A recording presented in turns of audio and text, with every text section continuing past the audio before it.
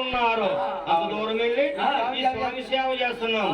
ఇప్పుడు ఎందుకండి ఈ రోజు కర్ణాటక రాష్ట్రంలో మరి అంచనాల క్యాంప్ అక్కడ స్వామి సేవ జరగాలని రాత్రి ఈ తల్లి ఒక గంట ముందు ఫోన్ చేసింది.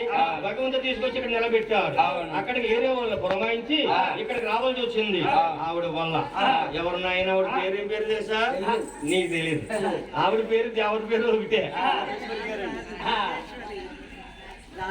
అదే తల్లి మా ఫోన్ రాగానే అమ్మ రాజేశ్వరి అన్నా నేను ముందు. ఆవిడ పేరు అదనమాట. ఈ నాయన 9 రోజులు ఇవాళ 11వ రోజులు బట్టి ఈ అమ్మవారి సేవ చేయించుకుంటుంది. ఈ అమ్మ అలాంటిది ఇలా ఈ చేస్తుంది. గోవింద అయితే నాయన మన గురువు గారు నాయన అందంగా తెలుసుకున్నాం. భగవంతుడి కథ మొదలవుతుంది. అయ్యో ఎంకన్నా జటములో మంగమ్మ జటములో మైముగా చెప్పి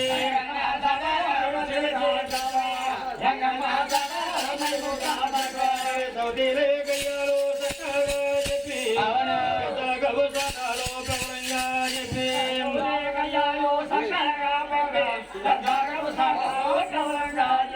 ఆయన ఎక్కడ బాబు కదంటే ఇప్పుడే మొదలవుతుంది.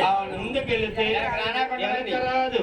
మీరంతా శ్రద్ధగా ఇంటే మేము చెప్పగలుగుతాం. అమ్మ అందరూ గోవిందనా తల్లి గోవింద.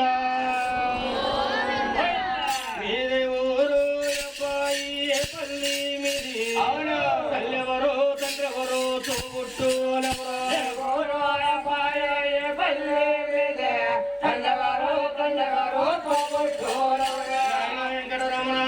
మీది ఏ ఊరు ఏ పల్లి మీ తల్లి ఎవరు మీ తండ్రి ఎవరు ఓసారి చెప్తావా బాబు? చెప్తాను గురువు గారు. ఈ ఊరు మాది కాదండి, ఈ పల్లి మాది కాదు. మాది నివేస్థాన భూమి దిగువ గ్రాపస్థలం అండి. ఎక్కడ బాగుండేదటండి? నివేస్థాన భూమి దిగువ తిరుపతి. అవును. మీ తల్లి గారు పేరుదేవి గారు, తండ్రి గారు ధర్మరాజు గారు, ముసినేటయ్యా సూర్యవంశం అండి. మీరందరూ సూర్యవంశరాజులే. అవునండి. కులగురువులు ఎవరు? వసిట్ల వారు విసాముత్తుల వారు మా కులగురువులు. ఎక్కడ బాబు కులగురువులు అటండి? వసిట్ల వారు విసాముత్తుల వారు. అయితే బాబు తెలుసూరు ఎవరో జనమాలు గోవింద మహారాజు స్వామి జనమాలు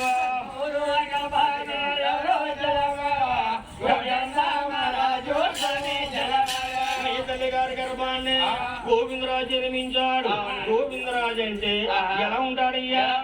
ఇంతలో ఉంటాడు అంతా బలుగుండి భర్త బలుగుంటాడు గోవిందరాజు.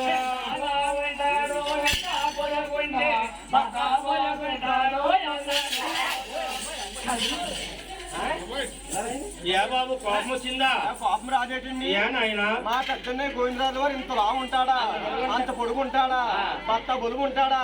మీరు అన్నట్టు ఉండడండి. ఎలా ఉంటాడు బాబు? ఎలా అనుకున్నాడు? అర్థం 6 ముళ్ళు ఉంటాడండి, నిలువు 9 ముళ్ళు ఉంటాడండి. అజానుభావుడండి. అజానుభావుడు కాబట్టి మొఖాలు దిగుని చేతుల్లో చక్రాలు ఉంటాయి, ఈపిని ఇంచారు బ్రేకులు ఉంటాయి, కాళ్ళ కాడ ఆ లక్ష్మి లక్ష్మి పాఠశాల చేస్తారండి.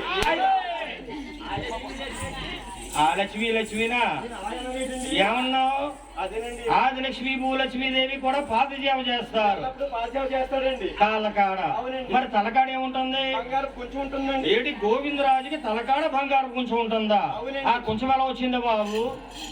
ఇలాగైపోతున్నాడు వీడు, ఇలాగైపోతున్నాడు ఈ మధ్య.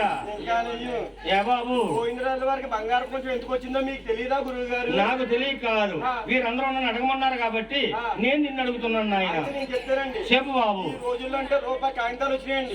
10 రూపాయల కాగితాలు వచ్చినాయి. అవును. 500 రూపాయల కాగితాలు వచ్చినాయండి. అవును. పూర్వం రోజుల్లో ఏముండే కదా? ఏమీ లేవు. అంటే అంతా చిల్లర ఉండేదండి. 5 రూపాయలు, అద్నాలు, కానీలు, చెల్లి డబ్బులు, రాగు డబ్బులు అన్ని కూడా కాయిన్లు అన్నమాట. కాయిన్లు వచ్చేవండి. అవును.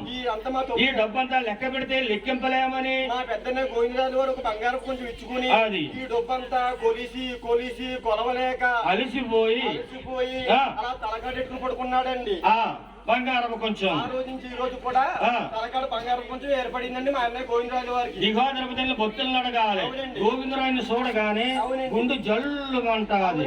అక్కడే లక్ష్మీవరావు దేవుడిని పేరు పొందాడు. అంతే కదండి. ఈ రోజు ఈ పందిట్లోకి వచ్చాడండి మా పెద్దనే గోవిందరాజు వారు. ఇక్కడ ఉన్నాడా? ఉన్నాడండి గోవిందరాజు.